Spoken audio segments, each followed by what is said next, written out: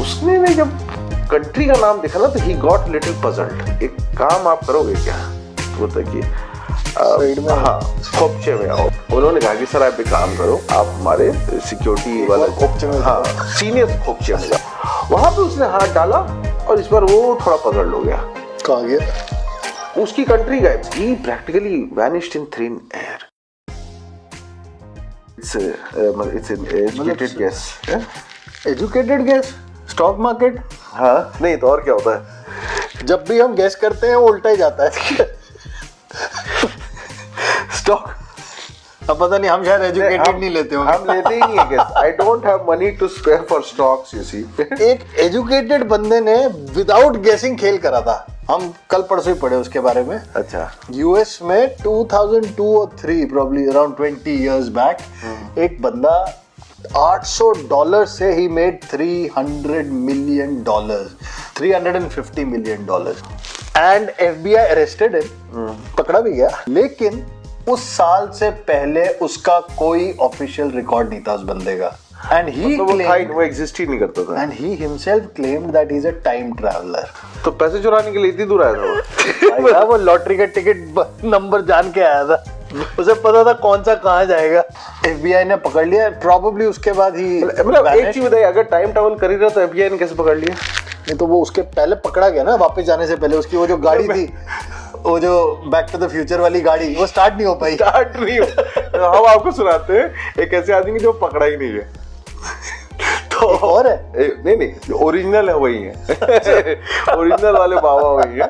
कहा हुआ जापान का ना एयरपोर्ट जो है टोक्यो का, उसका नाम है हनाडा एयरपोर्ट है शायद। तो हनाडा एयरपोर्ट पे 1954 की एक बढ़िया सुर्ख दिन में नॉर्मल डे, सारे लोग यूरोप से आए और लोग लाइन में, मतलब वो लोग अपना लगेज कलेक्ट करके फिर इमिग्रेशन में जाके खड़े हो गए। सो एक बड़ा स्मार्ट सा कॉकेशियन आदमी आकर के खड़ा हुआ लाइन में। he was chatting up with the fellow passengers. He was speaking Japanese also, probably. मतलब there are some versions which say that he was not squatting down. I go. No, he was not squatting. He had not started squatting. Okay. ठीक है। तो I think he squatted later, but oh, he made other squat. हाँ, the squat. तो उसमें क्या हुआ कि और वो बातचीत करते हुए उसके बाद वो इस पे गया इमिग्रेशन डेस्क पे। उसने अपने सारे डॉक्यूमेंट्स दिए। तो इमिग्रेशन जो क्लर्क था उसको सारी चीजें तो ठीक लग रही थी, लेकिन उसने ने जब कंट्री का नाम देखा ना तो ही गॉट लिटिल पजल्ड। क्योंकि कंट्री का नाम जो था वो था TAURED, टोरैड। मतलब प्रॉपर इंसिग्निया था, सारी चीजें थी। He was looking at passports every day for hundreds of people. So उसके दिमाग में ना there was this small doubt कि यार ये टोरैड करके कौन सी कंट्री। इस टाइम गूगल तो गूगल नहीं था, his memory फटाफट गूगल कर लो, अरे यार ये कहाँ से पैदा हुआ, ये कहाँ से हुआ। तो ना he was also मतलब उसको हल्का सा समझ में आया कि यार ये कंट्री का तो नाम कभी सुना नहीं, डॉक्यूमेंट इज एब्सोल्युटली फाइन। तो उसने कहा कि अच्छा भाई साहब can you show me some other identification. वो भी बड़ा स्मार्टली उसने अपने और आइडेंटिफिकेशन थे, उसमें भी था भाई रिपब्लिक ऑफ टोरैड ऐसे करके लिखा हुआ था। तो इसने कहा कि सर ये एक काम आप करोगे क्या, तो बोलता कि हाँ खोपचे में आओ। Can you please proceed towards the खोपचा, वहाँ पिनाएंगे 3-4 आपको, फिर आप बताओगे। तो उसने खाली उनको साइड में कर दिया और उसके बाद जो बाकी सिक्योरिटी ऑफिसर्स थे वो उन्होंने उसका सारा सामान चेक किया। तो कोई भी कॉन्टरफिट चीज नहीं थी, कुछ भी कॉन्टरफिट नहीं था, नॉर्मल एक बिजनेस ट्रैवलर का लगेज था उसके पास। टोरैड अजीब था, बस टोरैड अजीब था और कुछ ऑफिशियल उसके बिजनेस पेपर्स होंगे, तो वो सारी चीजें थी। तो उन्होंने कहा कि सर सारी चीजें तो ठीक है। तो उसने कहा कि you are wasting my time, ये वो अपना पूरा झाड़ा जैसे यूजुअली बिजनेस ट्रैवलर्स लोग झाड़ते हैं। उसने कहा कि सर सारी चीजें तो ठीक है। तो कोई पुराना ट्रैवल भी था, उसका हिस्ट्री भी था उसके। ये बड़ा अच्छा इंटरेस्टिंग आपने सवाल किया। उन्होंने देखा कि जापान के मल्टी एंट्री एग्जिट्स थे, वो खुद ही मुंह से बोला था कि मैं साल में 3 बार आता हूँ यार, तुम लोग तो हद ही करते हो, क्या कर रहे हो यार। उनको लगा कि यार ये भी बड़ा इंटरेस्टिंग है, 3 बार आता, हमने नाम भी नहीं सुना और कोई इसकी कंट्री से ट्रैवल भी नहीं करता है। उन्होंने कहा कि सर आप एक काम करो, आप हमारे इसमें सिक्योरिटी वाला खोपचे में, हाँ सीनियर खोपचे में जाओ। ठीक है, सीनियर खोपचे में चलो। वहां पे गया, वहां पे वो भाई साहब पूरा हंगामा है, उसने पूरा रकस क्रिएट कर दिया कि what the hell is happening, ये वो, this is how you treat business travellers, ये वो, अपना जो भी अंग्रेजी उसको बोलनी थी अंग्रेजी हाँ खूब अंग्रेजी बोली उसने। ये भी जापानी भी कह रहे हैं कि यार ये जाने कैसे दें, पहले हम समझ तो लें कि कंट्री को आया कहां से।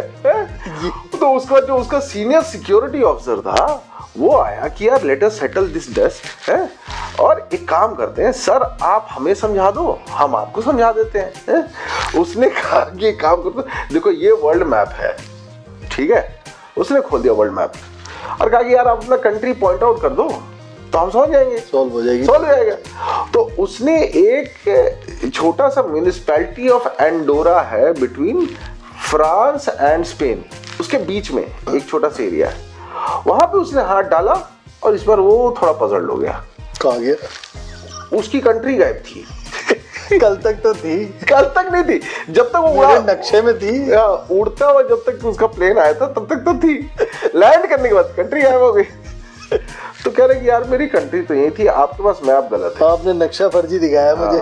बोले कि मैप गलत है, ये बोला कि नहीं मैप तो वही है एकदम, देखिए स्टैंडर्ड इशू मैप है दुनिया का, पोस्ट वर्ल्ड वॉर का, सेकंड मतलब वर्ल्ड वॉर 2 के बाद का मैप है, और यहाँ देखो, यहाँ पे आप बोल रहे हो आपकी कंट्री है, ये कंट्री तो यहाँ है ही नहीं। तो वो अपना सर पकड़ करके बढ़ गया कि मेरी कंट्री कहाँ चली गई भाई। ठीक है। अब वो कहा कि अब एक चीज बताओ भैया, तुम हो कौन, ये भले बताओ। इसने कहा कि यार मैं टोराइड का हूँ। तो बोलता वो तो कंट्री नहीं है। तो बोला कि अब तो साहब आपसे ना बढ़िया से पूछताछ होगी, now the matter becomes quite serious. तो उन्होंने क्या किया, उनका एक डिटेंशन सेंटर था बगल में, which was kind of a hotel। तो होटल में मल्टी स्टोरी था, जापान में generally you had multi storey buildings, जगह छोटी सी। तो उसमें उनका detention centre was put at the 6th floor. 6th floor में एक डिटेंशन सेंटर उन्होंने बनाया हुआ था जहाँ पे कि पूछताछ करते थे। It was not exactly a prison but a detention centre. वहां पे उन्होंने लिया करके उसको रखा, और उसके बाद सामने 2 गार्ड्स बैठा दिए उसके दरवाजे के। अच्छा। और उसके बाद उसको लॉक कर दिया। It was properly he was locked into the room, और उसका जितना सामान था उठा करके वो एक जगह सेफ कीपिंग में लेके गए for further checking and questioning और व्हाटएवर। तो जो गार्ड थे वो कह रहे थे कि वो अंदर ना कोस रहा था किसी को, बहुत गालियां दे रहा था, मतलब अपनी लैंग्वेज में दे रहा था, जो भी लैंग्वेज थी उसकी। और उसके बाद ये जो जापानीज सिक्योरिटी ऑफिसर था वो गया, वो अपने सीनियर ऑफिशियल्स को लेकर के आया, और उसने कहा कि भाई कहाँ है, बोले वो अंदर ही है। उन्होंने कहा जैसे ही दरवाजा खोला तो देखा वो अंदर है ही नहीं, वो गायब हो चुका था वहां से। he practically vanished in thin air out। उसकी गाड़ी स्टार्ट हो गई थी। शायद उन दोनों ऑफिसर को इमीडिएटली उन्होंने इसमें ले लिया, कस्टडी में ले लिया। उसके बाद वो चले गए उसका सामान लेने के लिए। सामान में भी उन्होंने देखा कि भाई साहब सामान भी गायब हो गया, उसका सामान और बंदा दोनों गायब, और दोनों जो है they were quite at distance apart. It was not that कि सीसीटीवी कैमरास नहीं थे मोस्ट प्रॉब्ली उस समय, सो दे कुड नॉट से कि what exactly happened, but it was for sure that these 2 officers were not lying, और जो सामान की जो कस्टडी वाली रूम थी that was locked. So essentially he entered into a room which was locked. He came out of a room which was locked, entered a room which was locked, and in both places he was not seen and he vanished. अब क्या हुआ कि लोग ना इस कहानी को फिर अब जापानी सिक्योरिटी ऑफिसर्स ने अपनी सिक्योरिटी ब्रीच के हिसाब से उसको देखने लगे। सेकेंडली द कोल्ड वॉर बहुत हाइट पे था, so they were wondering in terms of whether this was another of the conspiracies which they probably caught right at the beginning। कि उस कुछ बहुत बड़ा स्टार्ट होने से पहले ही did we actually intercept a big plot, but nothing actually explains। He comes from a country which does not exist, he has all the right papers, he is presenting the right identification, but nobody, why will somebody plan a thing like this? This can only happen if we believe that that person was actually coming from a different time dimension altogether।